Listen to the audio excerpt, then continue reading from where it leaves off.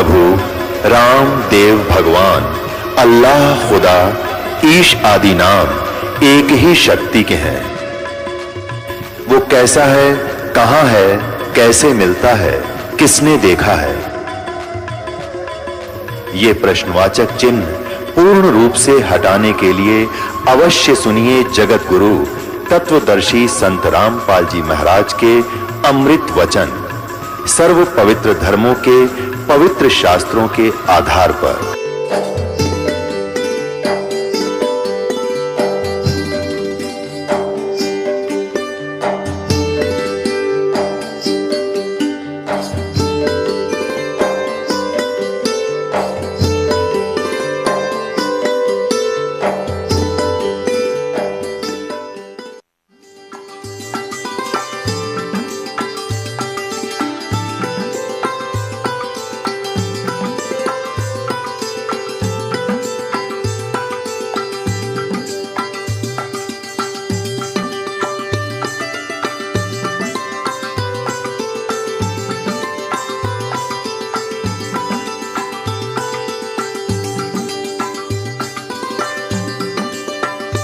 कर जोरूं विनती करूं, धरूं चरण पर शीसे। गुरु राम देवानंद जी महाराज ने दियो नाम बख्शीसे। कोटि कोटि सजदा करूं, कोटि कोटि प्रणाम। चरण कमल में राखियो मैं बंदी जाम गुलाम।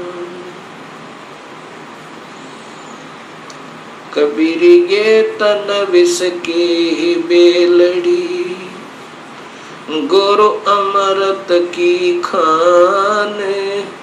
शीस दिए जो गुरु मिले, तो भी सस्ता जाने।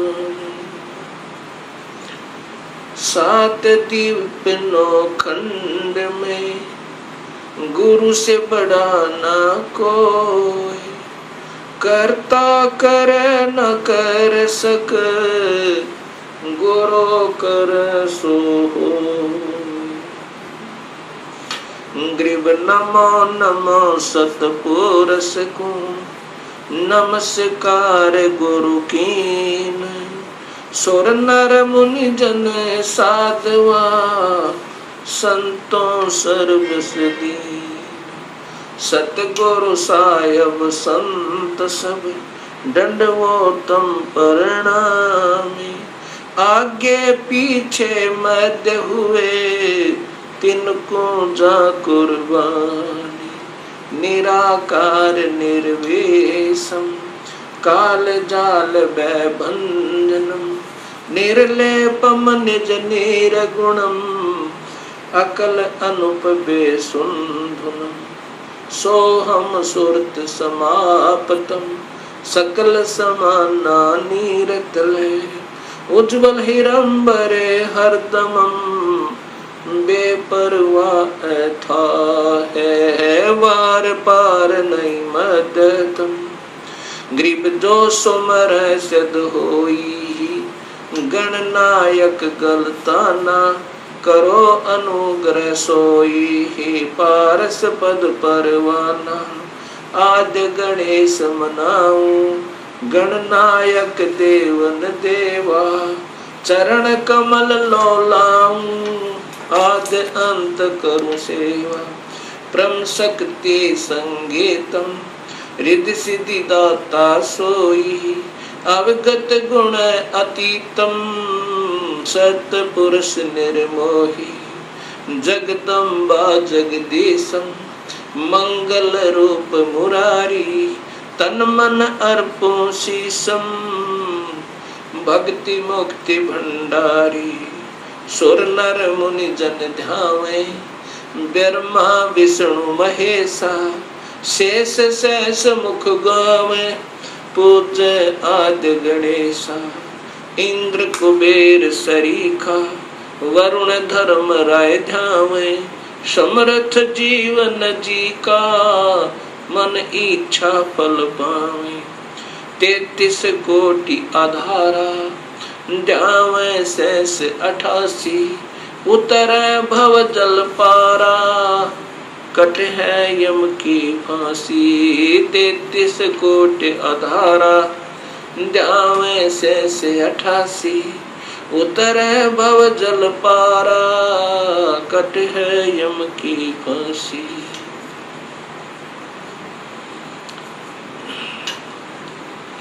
कबीर लूट सको तो लूटियो राम नाम की लूटी। पीछे फिर पछताओगे प्राण जहांगे छूटे।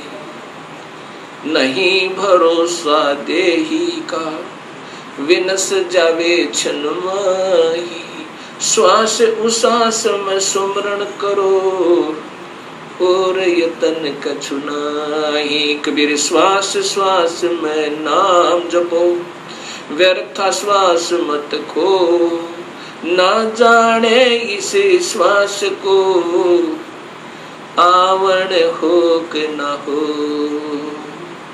राम रटत कोटि भलो चू चू पड़े जो चामे। ये कंचन दे किस काम की जा मुख नाही नाम। कबीर जिव्या तो वो ए बली जो रटे हरि नाम। नहीं तो काट बगाइयो मुख में भलो ना चामे। कबीर राम रटत कन्या भली साकट भलो न पूते। बकरी के गल में गल थना जा मैं दूध न मोहते। कबीर राम रटत दारिद्र भलो टूटी घर की छाने। वो सुंदर महल किस काम के जहाँ भक्ति नहीं भगवान।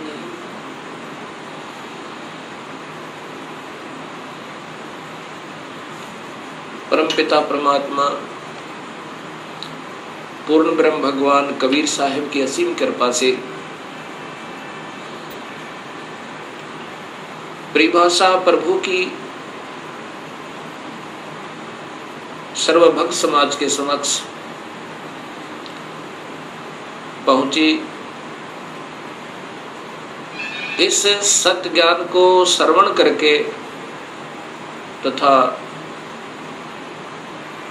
टीवी के ऊपर देखकर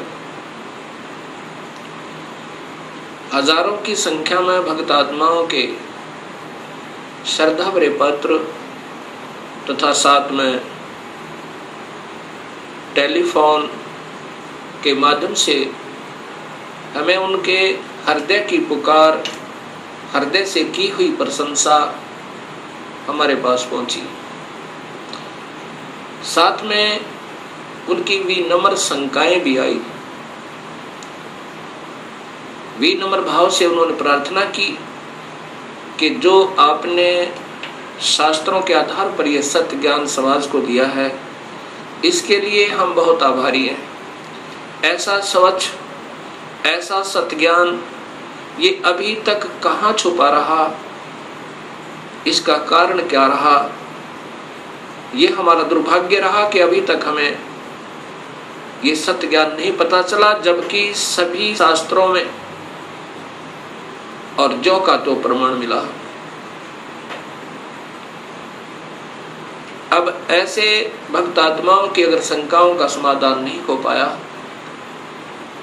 तो ये शंका रूपी कांटा फिर इस भक्ति रूपी मार्ग में बाधक बन जाता है।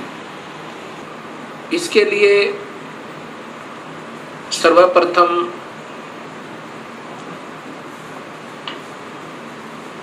सृष्टि रचना का ज्ञान होना बहुत जरूरी है। जब तक हम सृष्टि रचना को ढंग से नहीं समझ पाएंगे तब तक हम इस सत्य ज्ञान को नहीं कैच कर सकते, नहीं पकड़ सकते, नहीं समझ सकते। सृष्टि रचना के बारे में अभी तक समाज को, भगत समाज को, अपना कोई समाज नहीं है, कोई धर्म नहीं है हमारा एक ही धर्म है, मानव धर्म, और जीव अपनी जाति है। ये सबसे पहले हमने याद रखना चाहिए। जीव हमारी जाति है, मानव धर्म हमारा, हिंदू मुस्लिम सिख ईसाई ये धर्म नहीं कोई न्यारा। हम एक पिता की संतान है, हमारा एक ही बाप है, वो कुल मालिक पूर्ण परमात्मा। और पिछले इतिहास को अगर हम देखें, उसमें ना कोई हिंदू था, ना मुसलमान, ना सिख, ना ईसाई। आज हम कोई हिंदू बना हुआ है, इस मानव शरीर के समाप्त होने पर भक्तिहीन प्राणी अपने संस्कारवश कभी पशु बन जाएगा, कभी पक्षी बनेगा, कभी पानी के जलचर बन जाएंगे। जब हम पशु होंगे तो हमारी पशु जाति होगी, और जब हम पक्षी होंगे तो हम पक्षी जाति के प्राणी होंगे। और ये भी हो सकता है कि हमारा कोई पुण्य संस्कार बचा हुआ हो, पुनर्जन्म मानव का हो, तो हम, कोई हिंदू है वो मुसलमान के घर जन्म लेगा, क्योंकि हमारे पिछले संस्कार रले मिले हैं, अलग नहीं है। सिख धर्म लगभग 300 वर्ष पूर्व 10वें गुरु गोविंद सिंह जी के द्वारा ये निर्मित हुआ, इसका उत्थान हुआ। उससे पहले सब हिंदू थे। उनके पिछले नाम राजा राम, कृपा राम, रामचंद्र, चंद्रभान, इस प्रकार के हैं। 3-4 पीढ़ी से पूर्व के जितने पूर्वज हैं वो इन नामों पर हैं। ऐसे ही इससे पहले मुसलमान धर्म नहीं था। हजरत मोहम्मद जी ने एक विशेष पवित्र मार्ग बनाया था भक्ति का, लेकिन आने वाले समय में इसमें बहुत त्रुटियां बन गई। ऐसे ही पहले ईसा जी ने एक निर्मल भक्त समाज तैयार किया था, उससे पूर्व अब्राहिम जी ने, ऐसे ये आदम जी से पहले हिंदू धर्म था, और हिंदू से पहले केवल आर्य हुआ करते थे, कोई धर्म नहीं था। अब हमने ये विचार करना पड़ेगा कि हम दो नहीं हैं।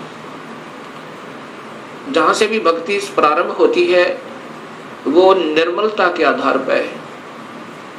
बीड़ी, शराब, मांस, तंबाकू उसमें कभी प्रयोग नहीं होता, और केवल एक प्रभु की ही साधना प्रारंभ होती है। आने वाले समय में उसमें त्रुटियां आ जाती हैं। मनमुखी गुरु लोग उसमें ढेर सारी त्रुटियां पैदा कर देते हैं, और जिसके कारण वो समाज का प्रारूप बदल जाता है, भक्त समाज का, उस धर्म का एक प्रारूप बदल जाता है, वास्तविकता नहीं रहती। फिर ऐसे ही सदियों उपरांत फिर ये मार्ग प्रारंभ होता है। उसमें प्रारंभकर्ता को कठिनाइयां अवश्य आती हैं। समाज समझता है कि ये निंदक है, सभी को की साधनाओं को गलत बता रहा है। बिल्कुल नहीं, गलत उनको लगेगा ये मार्ग जिनको स्वयं शास्त्रों का ज्ञान नहीं, और उनके गुरुदेव अधूरे हैं, जिन्होंने आज तक ये नहीं बताया कि ये सृष्टि कैसे रचेगी, जबकि शास्त्रों में विद्यमान है ये सारा ज्ञान। अब सबसे पहले हमने सृष्टि रचना का सही ज्ञान होना चाहिए। तो अब दास आपको सृष्टि रचना बताना चाहेगा। सर्वप्रथम केवल एक ही प्रभु था, उसका नाम कबीर है। वास्तविक नाम उस परमात्मा का कबीर है। वो अनामी लोक में, अकय लोक में रहता था और वहीं पर हम सब जीव उसी परमेश्वर कबीर में समाये हुए थे। उसके बाद उस परमात्मा ने स्वयं प्रकट होकर, अर्थात अपने उस अनामी लोक में स्वयं ही 3 नीचे के लोकों की ओर रचना की। अलख लोक, अगम लोक, फिर अलख लोक और नीचे का सतलोक। फिर सतलोक में आकर के उस परमेश्वर ने अन्य रचना की। सर्वप्रथम एक शब्द से 16 द्वीपों की रचना की। उसके बाद 16 शब्द फिर उच्चारण किए, उनसे अपने 16 पुत्रों का निर्माण किया, उनकी शब्द से उत्पत्ति की, वचन से, और उनको उन 16 द्वीपों में रहने की आज्ञा दी।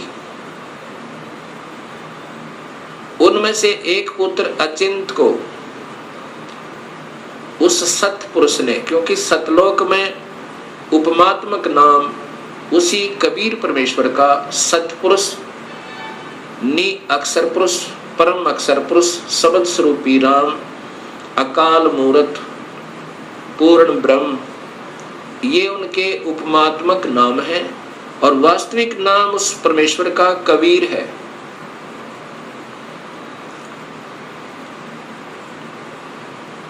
सतलोक के अंदर सतपुरुष ने अपने पुत्र अचिंत से कहा कि आप यहाँ की अन्य सृष्टि रचना को करो मेरी शक्ति तक। अचिंत ने अपनी शब्द शक्ति से अक्षर पुरुष परब्रह्म की उत्पत्ति की और उससे कहा कि मेरा सहयोग दो यहाँ सतलोक में अन्य सृष्टि रचना करने का। अक्षर पुरुष अर्थात ये परब्रह्म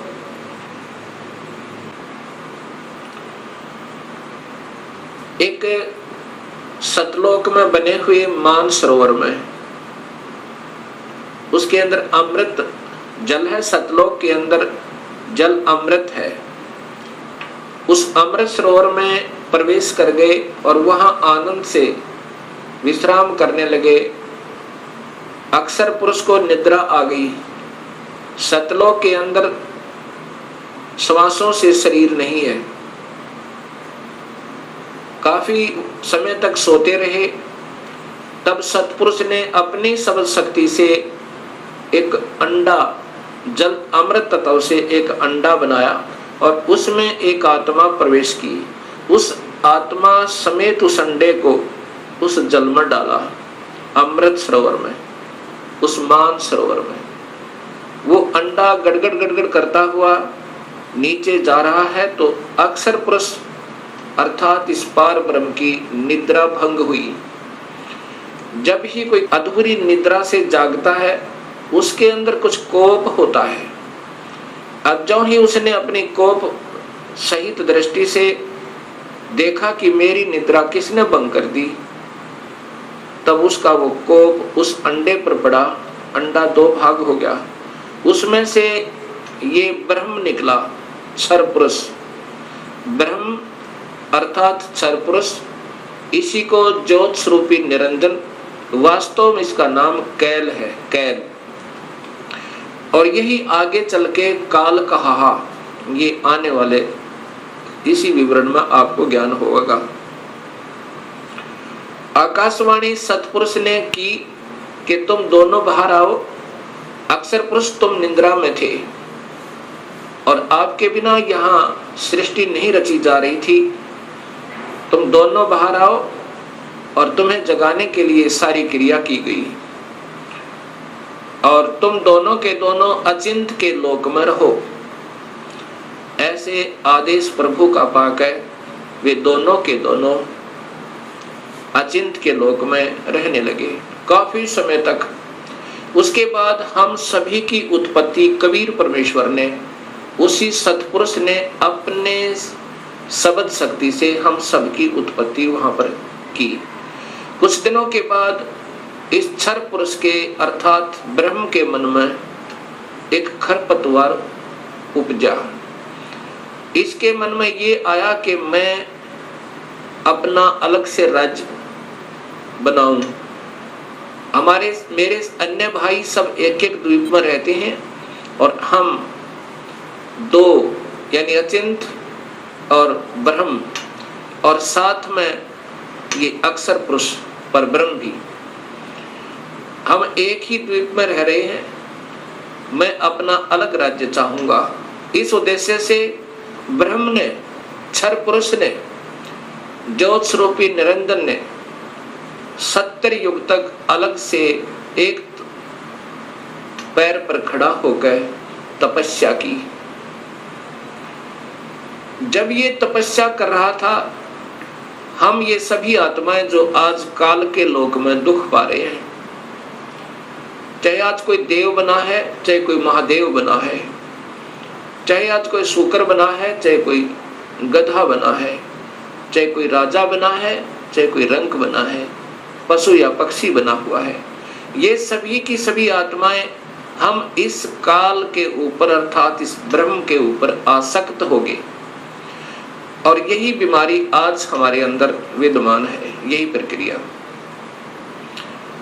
जैसे ये नादान बच्चे किसी हीरो और हीरोइन को देखकर उसकी अदाओं के ऊपर इतने आसक्त हो जाते हैं कि वो अगर आसपास कहीं किसी शहर में वो हीरो, वो अभिनेता या अभिनेत्री आ जावे, लाखों की संख्या में उनके दर्शनार्थ भीड़ उमड़ जावे और लेना एक न देने दो, कुछ मिलना नहीं उससे।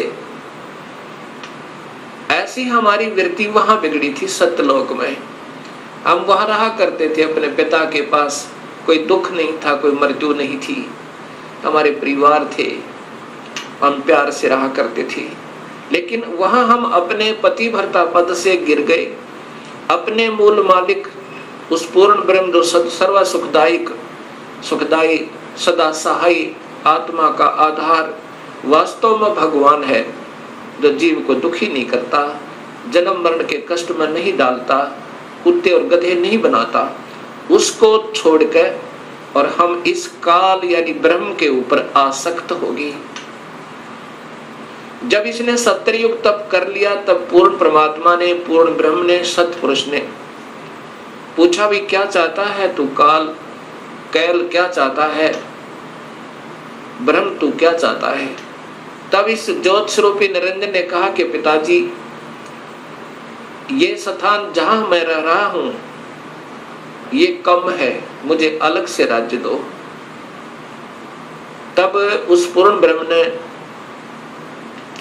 इस ब्रह्म के तप के बदले में 21 ब्रह्मांड प्रदान कर दिए, जैसे 21 प्लॉट दे देवे कोई साहूकार पिता अपने पुत्र को। 21 ब्रह्मांडों को पाकर ये ज्योत निरंजन बड़ा प्रसन्न हुआ। कुछ दिनों के बाद इसके मन में आया कि इसमें कोई अन्य रचना करूं, उसके लिए कुछ समान पिताजी से मांगू। इसने 70 युग तप फिर किया। तब सतपुरुष ने पूछा कि आप क्या चाहते हो, आपको 21 ब्रह्मांड प्रदान कर दिए। तब इस ब्रह्म ने कहा कि पिताजी, इसमें कुछ रचना करना चाहता हूं, कृपा रचना करने की सामग्री दीजिए। सतपुरुष ने इस ब्रह्म को 5 तत्व और 3 गुण प्रदान कर दिए। इसके बाद इसने सोचा कि ब्रह्म ने सोचा कि इसमें जीव भी हो, मेरा अकेले का मन नहीं लगता। इस उद्देश्य से 64 युग तप फिर किया। तब सतपुरुष ने पूछा कि क्या चाहता है ज्योत निरंजन, अब तो तुझे मैंने जो मांगा सो दे दिया। तब ब्रह्म ने कहा पिताजी, कृपा मुझे जीव प्रदान करो, मेरा अकेले का दिल नहीं लगता है। उस समय पूर्ण ब्रह्म सतपुरुष कबीर परमेश्वर ने कहा कि ज्योत निरंजन, तेरे तप के बदले में राज्य दे सकता हूँ और ब्रह्मांड चाहिए वो दे सकता हूँ, परंतु ये अपनी प्यारी आत्मा, अपना अंश नहीं दूंगा तुझे। ये तो तेरे किसी भी क्रिया, धर्म, धार्मिक क्रिया से, तप से, किसी भी जप से नहीं दूंगा। हाँ, यदि वो स्वयं कोई जाना चाहता है अब सब इच्छा से, कोई हंस आत्मा, कोई भक्त आत्मा, तो मैं स्वीकृति दे सकता हूं, नहीं तो मैं अपनी इच्छा से नहीं कहूंगा, ये मैं नहीं दे सकता। इस बात को सुनकर ये ब्रह्मक्षर पुरुष ज्योत स्वरूपी निरंजन, अर्थात जो भविष्य में फिर काल कहलाया, हमारे पास आया। आज हम जितने भी ये दुखी आत्मा इस काल के 21 ब्रह्मांड में पीड़ित हैं, हमारे पास ये ब्रह्म आया और हमसे कहा कि मैं वहाँ अलग से ब्रह्मांड लिए हैं मेरे पिताजी से अपने तप के बदले में, वहां ऐसे स्वर्ग बनाऊंगा, महास्वर्ग बनाऊंगा और ऐसे दूधों की नदी बहाऊंगा, झरने बनाऊंगा। क्या आप मेरे साथ चलना चाहते हो? तब हम सभी ने, जो यहाँ काल के 21 ब्रह्मांडों में पीड़ित है, कहा कि यदि पिताजी हमें आज्ञा दें तो हम चलने को तैयार हैं। इस बात को सुनकर ज्योत स्वरूपी निरंजन कबीर परमात्मा के पास आया और उससे कहा कि पिताजी, कुछ आत्माएं हमारे साथ चलने को तैयार हैं। सतपुरुष से कहा इस काल ने, ब्रह्म ने, कि पिताजी कुछ आत्माएं मेरे साथ चलने को तैयार हैं, उन्होंने सहमति दी है। तब पूर्ण परमात्मा सतपुरुष अर्थात कबीर देव ने, कबीर साहिब ने कहा कि यदि वो मेरे सामने स्वीकृति देंगी, जितनी भी आत्माएं हैं जो तेरे साथ जाना चाहते हैं, तो मैं उनको आज्ञा दे दूंगा। ऐसा कहकर के सतपुरुष हम सभी आत्माओं के पास आया जो आज काल के लोक में कैद में बंद हैं। सतपुरुष ने, उस अकाल मूर्त ने, शब्द स्वरूपी राम ने हमसे पूछा कि जो आत्मा इस ब्रह्म के साथ जाना चाहती हैं वो अपनी सहमति व्यक्त करें। उस समय हम सभी घबरा गए और नहीं हिम्मत पड़ी अपने पिता के सामने स्वीकृति देने की। उस समय एक आत्मा ने सर्वप्रथम हिम्मत किया, डेयर किया और कहा कि पिताजी, मैं इस ब्रह्म के साथ जाना चाहता हूं। उसकी देखा देखी फिर हम सभी ने स्वीकृति दे दी।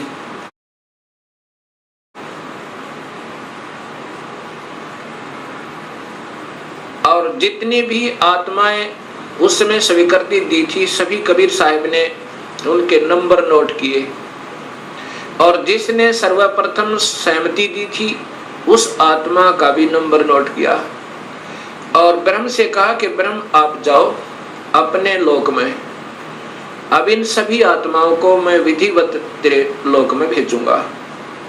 ऐसा कहकर के सतपुरुष ने अपनी शब्द शक्ति तय उस प्रथम स्वीकृति देने वाली आत्मा को एक लड़की का रूप बना दिया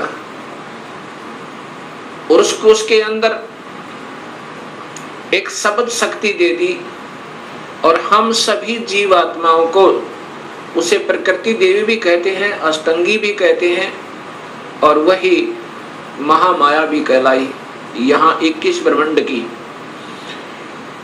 इस देवी को उत्पन्न किया, अर्थात उस आत्मा का लड़की बनाया। फिर हम सभी आत्माओं को जो 21 ब्रह्मांड में आए हुए हैं उसके अंदर प्रवेश कर दिया, इस लड़की के शरीर में, प्रकृति देवी के शरीर में, अर्थात इसको अद्धा माया भी कहते हैं। और यही आगे चलकर त्रिदेवों की माता कहलाई। प्रवेश कर दिया और कहा कि बेटी तेरे को मैंने शब्द शक्ति दे दी है, और जितने भी जीव काल कहे ब्रह्म कहेगा तू बना देना। एक बार मुख से उच्चारण करेगी उतने ही नर और मादा ये जोड़े उत्पन्न हो जाएंगे। अपने पुत्र सहजदास से कहा, सहजदास जाओ अपनी बहन को उस ज्योत स्वरूपी निरंजन के पास छोड़ आओ, और उसको बताना कि इस लड़की को, इस प्रकृति देवी को, अद्धा माया को मैंने शब्द शक्ति दी है, ये जितने जीव तू कहेगा ये बना देगी। और जितनी आत्माओं ने स्वीकृति दी थी वो सभी इसके अंदर प्रवेश कर रखी हैं। सहजदास प्रकृति देवी को लेकर, अद्धा माया को लेकर ज्योत निरंजन के पास आया, उसके पास छोड़ दिया और कहा कि पिताजी ने ऐसे ऐसे कहा है, इस लड़की के पास शब्द शक्ति है और जितने जीव तू कहेगा ये नर और मादा अपने शब्द से उत्पन्न कर देगी। ऐसा कह करके सहजदास अपने लोक में लौट आया, अपने द्वीप में आ गया। युवा होने के कारण लड़की का रूप निखरा हुआ था। इस ज्योत स्वरूप निरंजन ब्रह्म अर्थात क्षर पुरुष के मन में नीचता उत्पन्न हुई, जो आज सब जीवों में विद्यमान है। वही व्यक्ति, वही प्रक्रिया, वही ये बुरी आदत युवा लड़की को देखकर उसके साथ बद व्यवहार करने की चेष्टा इस क्षर पुरुष ने अर्थात ज्योत स्वरूपी निरंजन ने की। लड़की ने, प्रकृति देवी ने कहा कि ज्योत निरंजन तू होश में आ जा, तू और मैं एक ही पिता की संतान है। पहले तेरी उत्पत्ति हुई उन्हीं के शब्द तय अंडे में, और उन्हीं ने मुझे उत्पन्न किया। तू और मैं बहन और भाई हैं। बहन भाई का ये कर्म पाप का भागी होता है, तू मान जा मेरी बात। ज्योत निरंजन ने एक भी बात उस लड़की की नहीं सुनी और मदहोश होकर, विषय वासना के वश होकर, काम वश होकर उस लड़की को पकड़ने की चेष्टा की, दुष्कर्म करने के लिए। लड़की ने अपनी इज्जत बचाने का और कहीं स्थान ना पाकर, जो ही उस काल ने, ज्योत स्वरूपी निरंजन ने, क्षर पुरुष ने ऐसे मुंह खोला हुआ था आलिंगन करने के लिए, ऐसे बाजू फैलाई थी, उसी समय लड़की ने छोटा रूप बनाया, सूक्ष्म, बहुत सूक्ष्म, और उसके पेट में चली गई अपनी इज्जत रक्षा के लिए। वहां से अपने पिता से पुकार की, हे परम पिता, हे सतपुरुष, हे कबीर परमेश्वर, मेरी रक्षा करो। इस प्रकार मैं काल से अपनी इज्जत रक्षा के लिए, इस ब्रह्म से अपनी इज्जत रक्षा के लिए इसके पेट में प्रवेश हूं, और मुझे आकर मेरी रक्षा करो, मुझे बचाओ इससे। उसी समय कबीर परमेश्वर ने अपना ही दूसरा रूप अपने पुत्र योग संतायन अर्थात योग जीत, उसे जोग जीत भी कहते हैं, योग जीत का रूप बनाकर काल के 21 ब्रह्मांडों में प्रकट हुए और कहा कि ज्योत स्वरूपी निरंजन तूने जुल्म कर दिया, आपने ये ऐसा जुल्म कर दिया, ऐसे कर्म करने वाले पाप आत्मा को इस सच्चे लोक में ये श्राप, ये कर्म, ये पाप लगता है कि 1 लाख जीवों का मनुष्य शरीरधारी जीवों का रोज आहार करेगा और 1.25 लाख की उत्पत्ति करेगा। पिताजी ने आदेश दिया है मुझे कि आप यहां से निकल जाइए अपने 21 ब्रह्मांड को लेकर, और लड़की को उसके पेट से निकाल दिया। प्रकृति देवी को इस ब्रह्म के पेट से निकाल दिया और उनको 21 ब्रह्मांड समेत और दोनों को वहां से निष्कासित कर दिया और कहा कि प्रकृति तूने स्वयं अपने पैर पर कवाड़ा मारा है, अपने पिता से दूर होगी तू, अब इसकी सजा तू ही पावेगी और जाओ यहां से 21 ब्रह्मांड लेकर आप चले जाओ। इतना कहते ही 21 ब्रह्मांड वायुयान की तरह वहां से चल पड़ा और वहां से सतलोक से 16 शंख कोश की दूरी पर नील पद्म शंख यानी 16 मिलियन 16 शंख कोश की दूरी पर ये 21 ब्रह्मांड आकर के स्थिर कर दिए कबीर परमेश्वर ने अपनी शक्ति तय। अब इस ज्योत स्वरूपी निरंजन के मन में फिर यही नीचता फिर उठी और कहा कि अब मेरा कौन क्या बिगाड़ सकता है, अब मैं मनमाना करूंगा।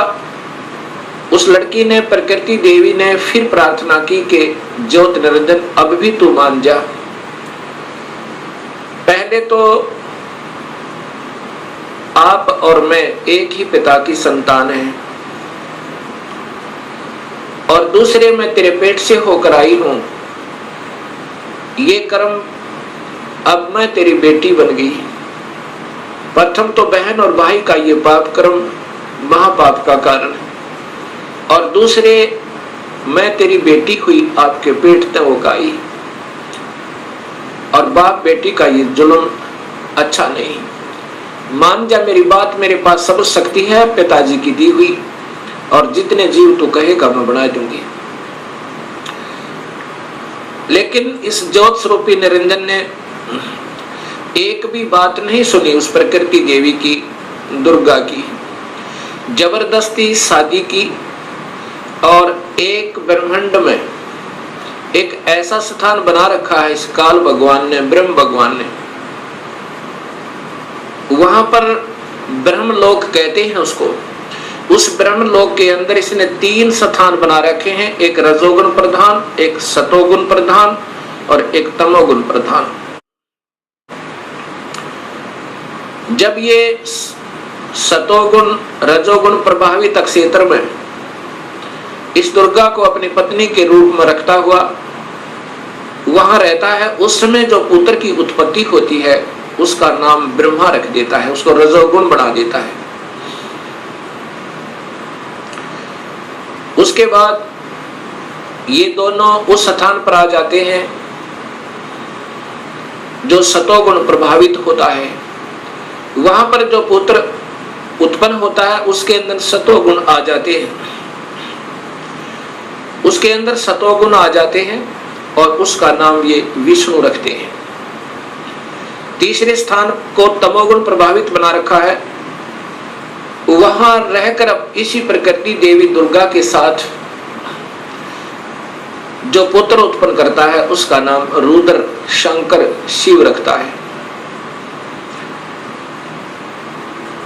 ऐसे ही हर ब्रह्मांड के अंदर इस काल भगवान ने, ब्रह्म भगवान ने ये ब्रह्मलोक बनाए हैं और वहां पर ये ऐसे ही कुछ समय के लिए प्रकृति देवी को अपने साथ रखता है और उसके बाद वहां से अंतर्ध्यान हो जाता है।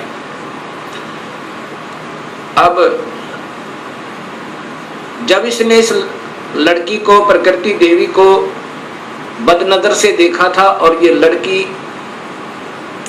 प्रकृति देवी ने इसके पेट में शरण पाई थी, ज्योत निरंजन के पेट में, और फिर सतपुरुष ने अपने पुत्र जोगजीत का रूप बना करके आकर उसको निकाला था।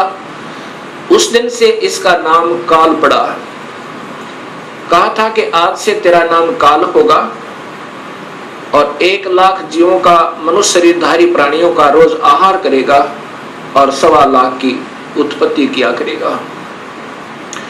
ये वहां पर सतलोक के अंदर ऐसा दुष्कर्म करने वाले को सबतः पाप लग जाता है। अब ज्योत स्वरूपी निरंजन काल ने अपनी पत्नी से कहा कि मैं ऐसे स्थान पर रहूंगा जहां पर कोई नहीं आ सकता, और आज के बाद मैं किसी भी 20 ब्रह्मांड के अंदर किसी भी व्यक्ति को, किसी भी प्राणी को आकार रूप में दर्शन नहीं दूंगा। मुझे निराकार समझा करेंगे, लेकिन मैं अपने वास्तविक रूप, काल रूप में अपने 21वें ब्रह्मांड में रहा करूंगा। वहां पर कोई नहीं आ सकता, ना ब्रह्मा आ सकता, ना विष्णु आ सकता, ना शिव आ सकता, और ना ही कोई वेदों में के अनुसार साधना करने वाले साधक आ सकते। मैं वहां रहा करूंगा और सर्व कार्य मैं गुप्त रूप से किया करूंगा। तब प्रकृति देवी ने कहा कि निरंजन मैं तेरे वश होगी, अब कुछ भी नाच नचा। इतने बड़े ब्रह्मांडों को, इन 20 ब्रह्मांडों को मैं कैसे चलाऊंगी एक स्त्री की जाति, और तू मुझे छोड़कर जा रहा है, कहता मैं आज के बाद किसी को दर्शन नहीं दूंगा। तब ज्योत स्वरूप निरंजन अर्थात इस काल भगवान ने, ब्रह्म ने कहा कि प्रकृति चिंता ना करे, जो कुछ भी करूंगा वो मैं ही करूंगा, तुम तो निमित्त मात्र होगे, और ये बच्चे ब्रह्मा विष्णु महेश ये भी केवल निमित्त होंगे। इन सब का रिमोट मेरे पास होगा, सब कार्य मैं करवाऊंगा, तू चिंता मत कर। और जब ये बच्चे थोड़े से सियाने हों, इनको अचेत कर देना। जब ये बाल अवस्था से ऊपर उठे, इनको अचेत कर देना और मेरा भेद मत बताना। ये समझ लेना ध्यान से, अगर मेरा भेद तूने इनको बताया तो मेरे से बुरा नहीं होगा। ऐसे उसको डरा धमका दिया। इस प्रकार ये काल उसके बाद निराकार कहलाता है, लेकिन ये आकार में अपने उस काल लोक में विद्यमान रहता है। जब ये बच्चे ब्रह्मा विष्णु महेश सियाने हुए, तब तक इनको अचेत रखा गया। जब ये सियाने हुए, उसमें ब्रह्मा को कमल के फूल पे, विष्णु को शेष सैया पे, और शिव को एक कैलाश पर्वत पे इनको बेहोश रखा हुआ था, और फिर वहां पर सचेत कर दिया। सबसे पहले ब्रह्मा को कमल के फूल पे इसी स्वयं ब्रह्म ने, काल ने अपने ही नाभि से एक कमल प्रकट किया। वो महाविष्णु, महाब्रह्मा, महाशिव रूप में, 3 रूप में ब्रह्मलोक में रहता है, हर ब्रह्मांड के अंदर। उस समय ब्रह्मा को उस कमल के फूल पर रख दिया। ब्रह्मा को ये नहीं मालूम कि मैं कहां से उत्पन्न हुआ, कौन मेरा माँ है, कौन मेरे पिता है। उसके बाद आकाशवाणी हुई कि तुम तप करो। ब्रह्मा ने 1000 वर्ष तक तप किया। फिर आकाशवाणी हुई कि सृष्टि करो। तब ब्रह्मा ने सोचा कि मैं काहे की सृष्टि करूं, सब जगह जल ही जल है, कहीं पृथ्वी दृष्टि गोचर नहीं हो रही है। इतने में मधु और कैटब नाम के 2 राक्षस काल ने प्रेरित करके और ब्रह्मा की ओर भेज दिए। ब्रह्मा डर के मारे उस कमल के फूल को के डंठल को पकड़कर नीचे उतर गया, बहुत स्पीड तय। नीचे जब आया तो उसी जल के ऊपर एक शेष सैया पर चतुर्भुज रूप में एक व्यक्ति सो रहा है। उसके हाथों में शंख, चक्र, गदा, पद्म है। जब ब्रह्मा वहां पहुंचा, उसी समय उस वो विष्णु जी थे, जो त्रिलोकीय विष्णु जी थे, उनमें से एक शक्ति निकली, वो आकाश में छा गई। उस समय ये ब्रह्मा विष्णु जी होश में आए इतने में मधु और कैटभ भी पहुंच गए। मधु और कैटभ के साथ भगवान विष्णु ने 5000 वर्ष तक युद्ध किया, वो नहीं मरे। फिर उस शक्ति ने जो आकाश में छाई थी, एक लड़की का रूप बनाया, देवी का, और मधु कैटभ को मोहित किया, अपनी ओर आकर्षित किया अपनी कलाओं से, अदाओं से। जब मधु और कैटभ उस लड़की की तरफ देखने लगे तो विष्णु जी ने पीछे से उनकी गर्दन पकड़कर दोनों को मार डाला। अर्थात 5000 वर्ष तक भगवान विष्णु से 2 राक्षस नहीं मरे। वो भी तब मरे जब उस माता ने सहयोग दिया, उनको अट्रैक्ट कर लिया, आसक्त कर लिया। इससे 2 बातें सिद्ध होती हैं कि ये समर्थ नहीं है। जब 5000 वर्ष तक 2 राक्षस नहीं मर पाए भगवान विष्णु से, तब ब्रह्मा जी और विष्णु 2 थे। इतने में रुद्र अर्थात ये शिव भी वहीं प्रकट हो गया। ब्रह्मा जी देवी भागवत महापुराण में बताता है कि फिर हम 3 हो गए, ब्रह्मा, विष्णु और शिव। तब देवी ने कहा कि तुम तीनों देवता अपने अपने कार्य को ध्यान से सुनो और उस पर संलग्न हो जाओ। ब्रह्मा जीवों की उत्पत्ति करवावे, उनको रजोगुण प्रभावित करके, ये केवल इतने ही ब्रह्मा हैं। और विष्णु फिर इनके आपस में सतिथि बनाए रखा है, मोह ममता में फंसाए रखा है, ये विष्णु जी की ड्यूटी है। और शिव की ड्यूटी है कि ये संहार करे। तब इन तीनों ने कहा कि हे माई, हे देवी, कहीं पर पृथ्वी नजर नहीं आ रही है और पृथ्वी के बिना प्राणियों की सृष्टि, स्थिति और संहार असंभव है। तब वो देवी मुस्काई और कहा कि तुम, इतने में एक विमान आया और कहा कि तुम तीनों के तीनों इस विमान में बैठो और चिंता मत करना, घबराइयो मत। उस समय ये तीनों के तीनों ब्रह्मा विष्णु महेश विमान में प्रवेश कर गए। विमान मन की गति से चला, बहुत तीव्र गति था। कहां पहुंचा? ब्रह्मलोक में पहुंचा, जहां पर ये काल भगवान 3 रूपों में रहता है, जहां इनकी उत्पत्ति की जाती है, ब्रह्मा विष्णु महेश की। और वहां पर कोई नहीं जा सकता, ना वेद विधि से, किसी साधना तक, न तप से, न यज्ञ से, न हवन से, किसी प्रकार से नहीं जा सकता, ना किसी जप से। वहां पर तो ये अपनी कृपा से ही ले जा सकता है, ये काल भगवान सोचल सिद्ध करके। वहां जाकर के इन्होंने क्या देखा?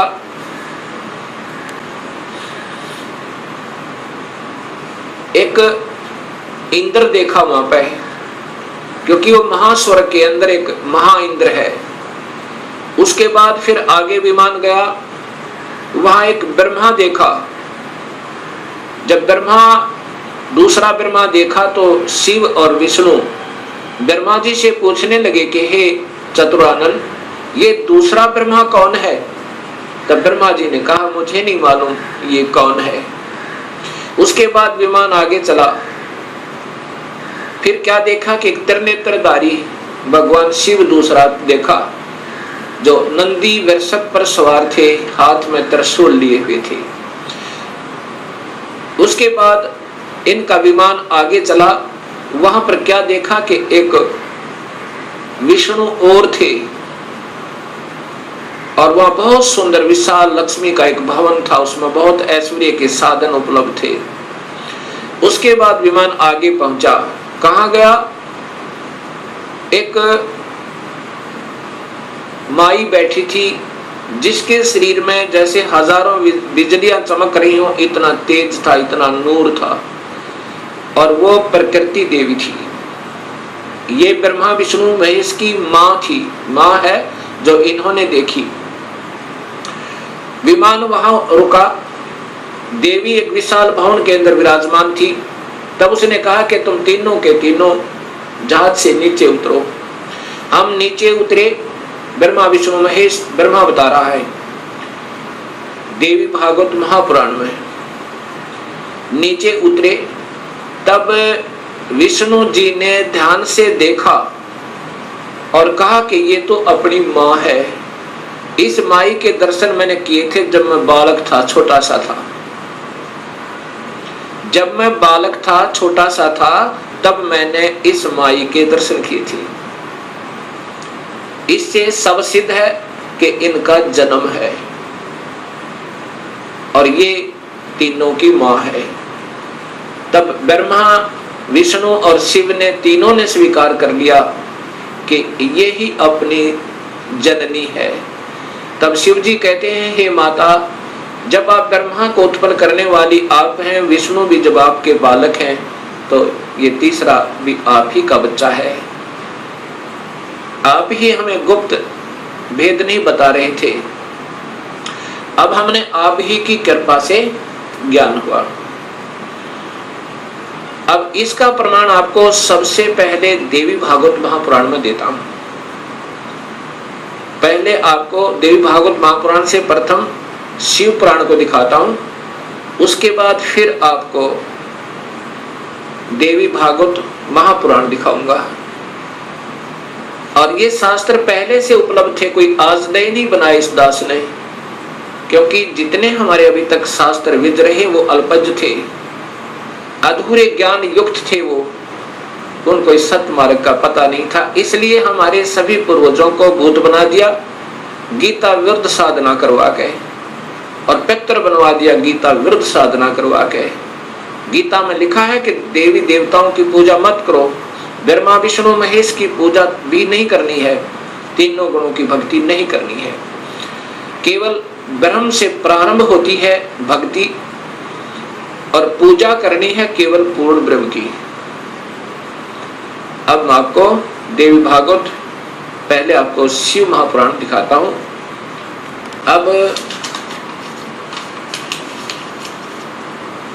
अब देखिएगा भक्तात्माओं, ये शिव महापुराण, ये शिव महापुराण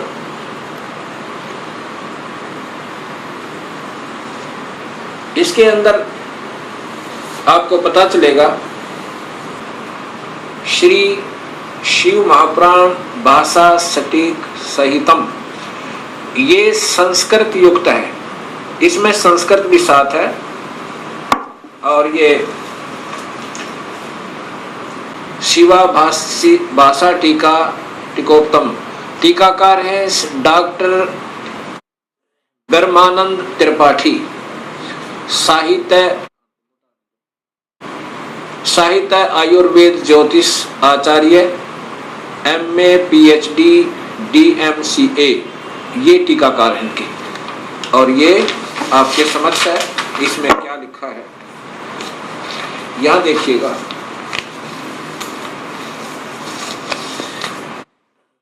यहां से पढ़िएगा, ये संस्कृत है और ये हिंदी आपको दिखाना चाहूंगा। प्रलय काल में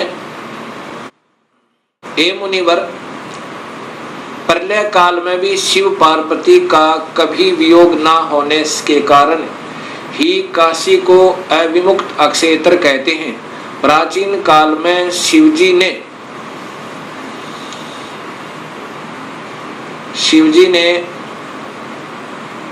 इस अक्षेत्र का नाम पहले नंदनवन और बाद में अविमुक्त रखा था। हे देवर्षि नारद, आनंद वन में रमण करते हुए शिव पार्वती के मन में इच्छा हुई कि किसी दूसरे पुरुष का निर्माण किया जाए, जिसके ऊपर अपने इस महासागर को डालकर हम दोनों स्वच्छंद होकर वैराग्य धारण कर केवल काशीपुरी में निवास कर सकें। वही सदा सब कुछ करे, वही रक्षा करे और अंत में मेरे अनुग्रह से वही सृष्टि का संवरण भी करे। चिंता रूपी लहरों से चलायमान चिंता रूपी समुद्र को बटोर कर रजोगुण रूपी विदुम से विस्तृत करे। अब यहां देखिएगा, ये ना अपने हिसाब से लगा रखिएगा। ऐसे विचार कर उस सर्वव्यापक भगवान ने उस पराशक्ति के 10वें अंग, ये 10वां अंग देखिएगा, ये ध्यान रखना, 10वें अंग अर्थात योनि में सुधार रूपी आवास का प्रयोग किया। ये दिखाना चाहते हैं आपको कि ये कहना क्या चाहते हैं हम। तब उससे तीनों लोकों में सुंदर एक पुरुष प्रकट हुआ, जो शांत एवं सतोगुण से युक्त था, गंभीरता में समुद्र के सम्मान तथा अक्षमावान था। हे मुनि, वह पुरुष इंद्र लक्ष्मणी के सदृश कांति वाला, अर्थात ये था कौन, ये देखिएगा नीचे। शिव जी ने कहा, उस जो पुत्र उत्पन्न हुआ उसको कहा, सर्वव्यापक होने से तुम्हारा विष्णु यह प्रसिद्ध नाम होगा। ये देखिए, जानता है। फिर देखिए, सर्वव्यापक होने से शिव ने कहा, शिव जी ने कहा, सर्वव्यापक होने से के कारण तुम्हारा विष्णु यह प्रसिद्ध नाम होगा। अब इससे सिद्ध हो गया कि शिव जी से विष्णु की उत्पत्ति। एक बार फिर लीजिए।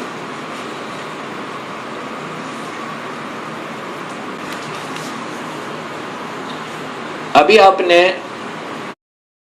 ये शिव महापुराण में छठे अध्याय को देखा। छठे अध्याय में कि भगवान शिव से और पार्वती के संयोगता है।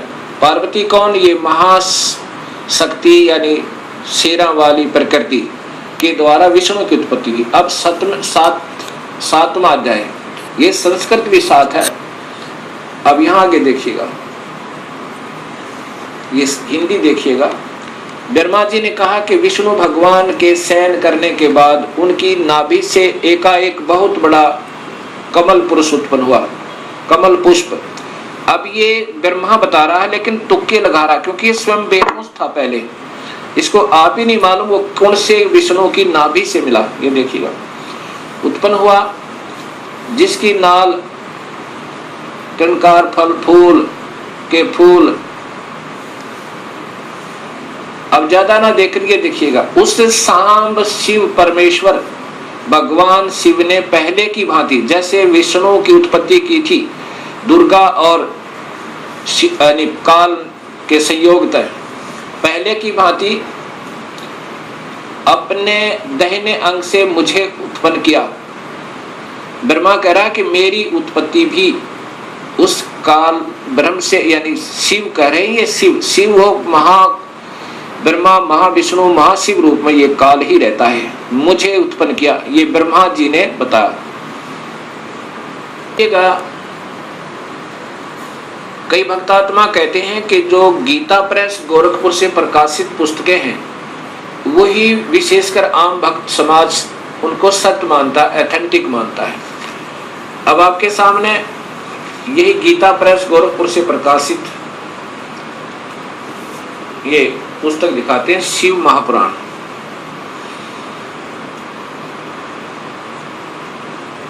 संक्षिप्त शिव महापुराण, और ये नीचे गीता प्रेस गोरखपुर से, और इसके छठे अध्याय में फिर यही प्रमाण है।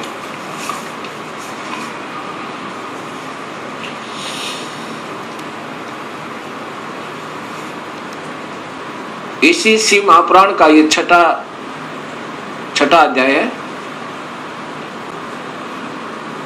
ये शिव महापुराण अध्याय नंबर 6, उसके बीच से सुना रहा हूं, आप इसको खरीद कर देख भी सकते हो। जिससे परब्रह्म के विषय में ज्ञान और अज्ञान पूर्ण उक्तियों द्वारा इस प्रकार ऊपर बताए अनुसार विकल्प किए जाते हैं। उसने कुछ काल के बाद सृष्टि का समय आने पर द्वितीय की इच्छा प्रकट की, उसके भीतर एक से अनेक होने का संकल्प उदित हुआ। तब उस निराकार परमात्मा ने अपनी लीला शक्ति से अपने लिए मूर्ति आकार की कल्पना की। वह मूर्ति संपूर्ण ऐश्वर्य गुणों से संपन्न, सर्वज्ञानी, ज्ञानमयी, शुभ स्वरूपा, सर्वव्यापिनी, सर्वरूपा, सर्वदर्शनी, सर्वकारिणी, सबके एकमात्र वंदनीय, सर्वदा सब कुछ देने वाली और संपूर्ण संस्कृतियों का केंद्र थी। उस शुद्ध रूपणी ईश्वरीय मूर्ति की कल्पना करके वह अद्वितीय, अनादि, अनंत, सर्व प्रकाशक, चिंत, सर्वव्यापी और अविनाशी परब्रह्म अंतर्हित हो गया। ये काल की कलाएं हैं सारी, और ये अनजान लेखक जिनको कुछ ज्ञान नहीं, इस काल को ही सब उपमा दे रहे हैं उस पूर्ण ब्रह्म के तुल्य, जो मूर्ति रहित परम ब्रह्म है। अब यहाँ मूर्ति हो गया और फिर मूर्ति रहित भी है। अब ये काल की ही कला है, वो क्या बन गया, शिव रूप में आ गया। उसकी मूर्ति यहाँ देखो, चिंत में आकार भगवान सदाशिव है। ये काल ही निराकार है और यही फिर महाशिव, महाविष्णु और महाब्रह्मा के रूप में ये सब कलाएं करता है। अर्वाचीन और प्राचीन विद्वान इसी को ईश्वर कहते हैं। जितना जिनको ज्ञान है, इस काल को ही ये ईश्वर कहते। उस समय एकाकी रहकर स्वेच्छानुसार विहार करने वाले उन सदाशिव ने अपने विग्रह से स्वयं ही एक स्वरूप भूता शक्ति की सृष्टि की, अर्थात वह देवी इसी के शरीर से निकली, वो निकाली थी पूर्ण परमात्मा ने, जो इसके पेट में शरण ले ली थी, कि जो उनके अपने श्री अंग से कभी अलग होने वाली नहीं थी। उस पराशक्ति को प्रधान प्रकृति, देखो, प्रधान प्रकृति गुणवती माया बुद्धि तत्व की जननी विकार रहित बताया गया है। वह शक्ति अंबिका कही गई है और उसी को प्रकृति, ये ध्यान से देखना भक्तात्माओं, यही देवी अध्या माया, ये प्रकृति देवी, प्रकृति सर्वोश्री सर्वेश्वरी त्रिदेव जननी, यानी तीनों देवताओं की माँ, ब्रह्मा विष्णु महेश की माता, नित्य और मूल कारण कही, सदाशिव द्वारा प्रकट की गई उस शक्ति की 8 भुजाएं हैं। अब ये स्वतः ही स्पष्ट हो गया कि यही प्रकृति देवी ब्रह्मा विष्णु महेश की माता है। और इसी में फिर आगे आता है कि ब्रह्मा और विष्णु की उत्पत्ति शिव से हुई। ये महाशिव काल है।